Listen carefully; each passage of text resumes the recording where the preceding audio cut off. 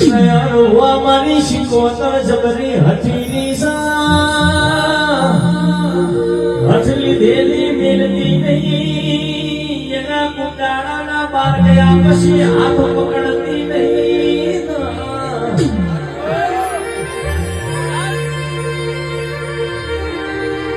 કે શિકોતર એવું બોલી હારમો માસ્તર ભણાવવા એવું સુરાના પુષક એકને અડધો જેટલો થાય